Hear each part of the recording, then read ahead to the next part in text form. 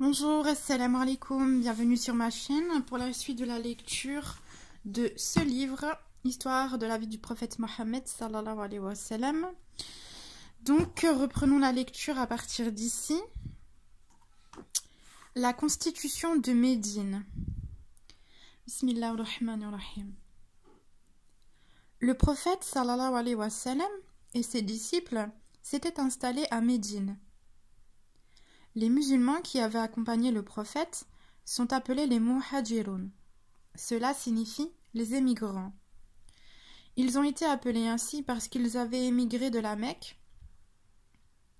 Les musulmans qui habitaient Médine sont appelés les Ansar. Cela signifie les partisans. Les immigrants avaient quitté la Mecque pour Médine. Ils n'avaient pas de maison à Médine et n'avaient apporté que le strict nécessaire avec eux. Cependant, les Ansar étaient originaires de Médine et avaient des maisons là-bas, ainsi que des champs et des vergers.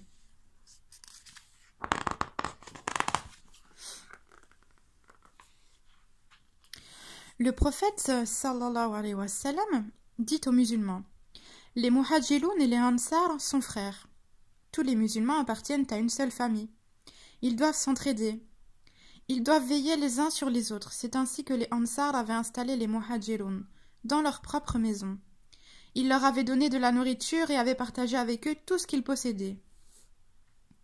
À Médine vivait aussi un grand nombre de juifs. Le prophète Mohammed sallallahu alayhi wa sallam ajouta: les juifs sont des gens du livre, et il établit un accord de paix avec eux. L'accord fut rédigé, et voici ce qu'il stipulait: au nom d'Allah, le miséricordieux, le très miséricordieux. Voici un accord avec Mohammed, le prophète. Il s'agit d'un accord entre toutes les communautés de Médine. C'est un accord entre les musulmans et les non-musulmans.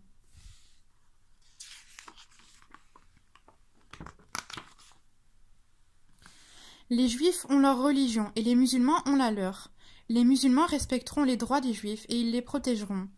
De même, les juifs seront loyaux envers les musulmans et combattront à leur côté. De cette façon, tous ceux qui restent à Médine formeront une communauté. Médine doit être un sanctuaire pour les gens concernés par cet accord. Si un malentendu quelconque intervient, les juges ultimes seront le prophète et Allah. Toutefois, ce document permettra de protéger seulement les gens qui sont justes et honnêtes, et ne protégera pas les injustes et les pécheurs. Allah est le protecteur de ceux qui sont bons. Allah est le protecteur de ceux qui le craignent. Et Mohammed est le messager d'Allah. Mohammed sallallahu alayhi wa sallam, le prophète d'Allah, était le chef de Médine. Tous les habitants de Médine avaient leurs droits garantis et connaissaient leurs devoirs. Les musulmans et les non-musulmans apprenaient à vivre ensemble. Et ils apprenaient à vivre en paix.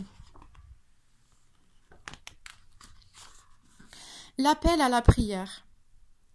Les musulmans s'étaient installés à Médine. Ils appliquaient l'islam à tout ce qu'ils faisaient. Ils priaient, observaient le jeûne et versaient l'aumône. Le prophète sallallahu alayhi wa sallam dirigeait les prières.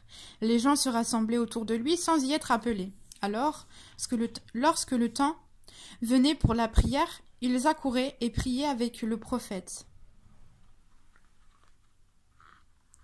Le prophète sallallahu alayhi wa sallam se dit: personne n'oublie l'heure de la prière. Tout le monde se rassemble autour de moi quand il est temps de prier. Mais que faire si quelqu'un est occupé et oublie de prier? Je dois faire quelque chose. Un jour, Abdullah ibn Zayd vint en courant trouver le prophète.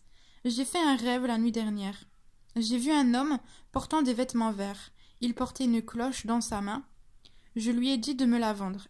Il m'a demandé pourquoi j'en avais besoin. Alors j'ai dit: je veux l'utiliser pour appeler les gens à la prière.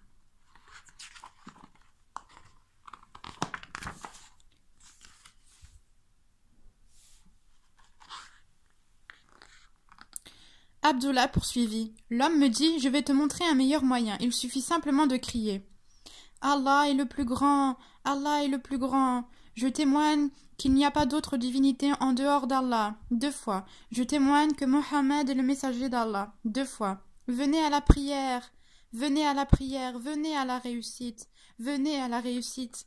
Allah est le plus grand, Allah est le plus grand. Il n'y a aucune autre divinité en dehors d'Allah. Le prophète écouta Abdullah ibn Zayd, puis il dit: C'est un véritable rêve, émanant d'Allah. Va chercher Bilal. Sa voix est forte et claire. Dis-lui d'appeler les gens à la prière avec les mots que tu as entendus dans le rêve.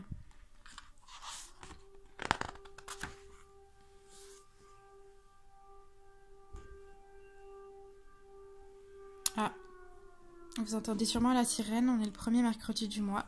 Ce n'est pas grave. La mosquée du prophète n'avait pas de minaret. Alors, Bilal était monté sur le toit de la plus haute maison voisine et avait lancé l'appel à la prière. Omar était dans sa maison quand il entendit l'adhan.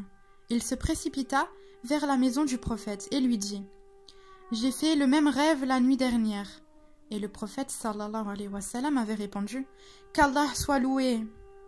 Bilal fut le premier muezzin. Depuis, chaque muezzin appelle les gens à la prière avec ces mêmes mots. 5 fois par jour, les gens entendent l'adhan et viennent pour prier. Ils prient là où ils se trouvent et ils prient dans tous les coins du monde.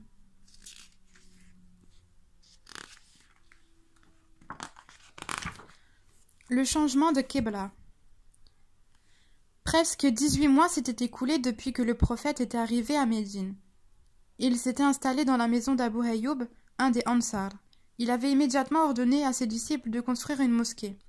Les Ansar et les Muhajiroun avaient travaillé dur. Bientôt la mosquée allait être prête. Aussi près de la mosquée fut irriguée la maison du prophète sallallahu alayhi wa sallam. La mosquée du prophète était très simple. L'enceinte était faite de troncs de palmiers et le toit de feuilles de palmier. Le prophète avait dirigé toutes les prières dans cette mosquée. Dans un premier temps, Jérusalem était la Qibla, ou la direction de la prière. Mohammed et ses disciples priaient face à Jérusalem. Puis, un jour, le prophète reçut une révélation.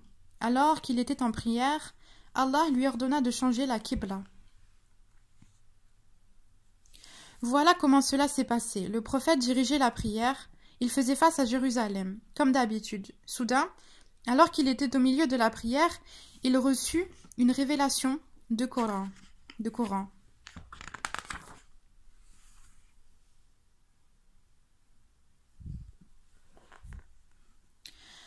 Ce qui suit constitue les mots de la révélation. Je t'ai souvent vu diriger ton regard vers le ciel. Je t'ai vu fouiller les cieux. Maintenant, je vais te donner une Qibla qui te rendra heureux.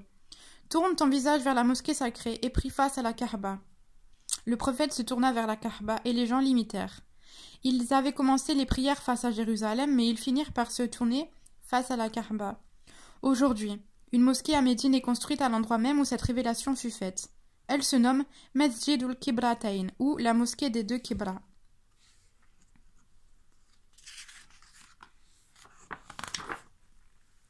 Les femmes Ansarites. Le Coran a été révélé au prophète Mohammed sallallahu alayhi wa sallam, mais tout n'a pas été révélé d'un seul coup. La première révélation s'est produite dans la grotte de Hira. Le prophète était assis, seul. Soudain, l'ange Jibril lui apparut. Il lui dit « Lis » et il lui enseigna les premiers versets du Coran. Les révélations se poursuivirent jusqu'à la mort du prophète. Certaines eurent lieu lorsque le prophète vivait à la Mecque, d'autres eurent lieu après qu'il eut émigré à Médine. Les musulmans de Médine étaient appelés les Ansarites, les Ansar ou partisans.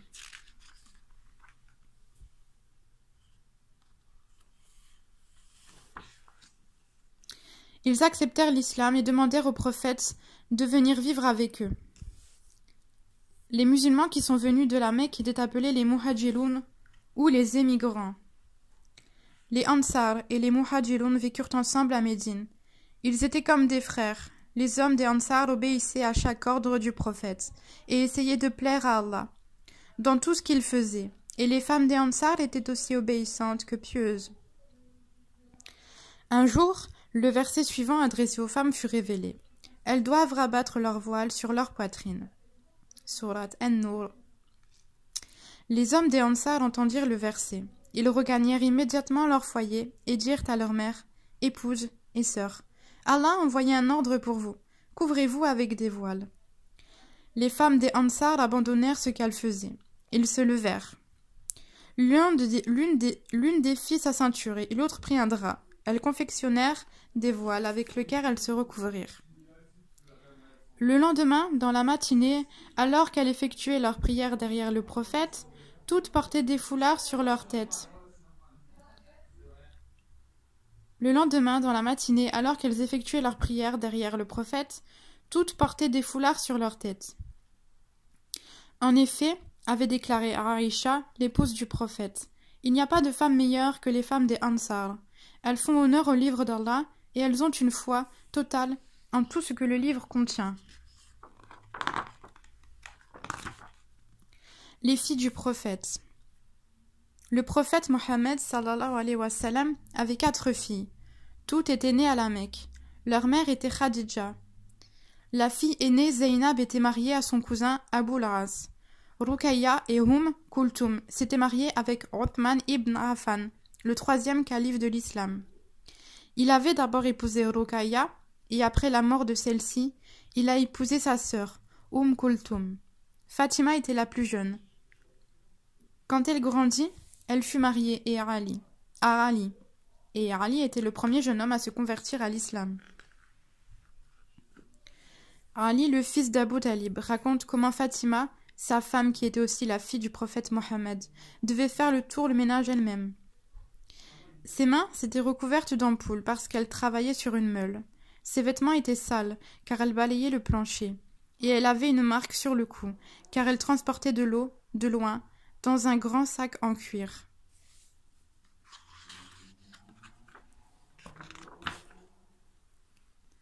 Un jour, de nombreux serviteurs vinrent offrir leur service au prophète. Ali suggéra à Fatima de demander à son père de lui donner l'un d'eux, mais il y avait beaucoup de gens rassemblés près de sa maison. Alors elle retourna chez elle sans le rencontrer. Le lendemain, le prophète vint chez Ali et Fatima et lui demanda ce qu'elle voulait, mais Fatima resta silencieuse. Alors, Ali raconta au prophète toute l'histoire. Cependant, le prophète n'accéda pas à leur demande. « Craignez Dieu, dit-il, et remplissez votre devoir envers le Seigneur. Continuez à faire vos travaux ménagers. Et quand vous allez au lit le soir, glorifiez Allah 33 fois. Faites son éloge le même nombre de fois, et son exaltation 34 fois. Cela fait 100 fois au total. Cela vous fera plus de bien que d'avoir un serviteur. » Et voilà. C'est la fin du livre. Ça finit comme ça.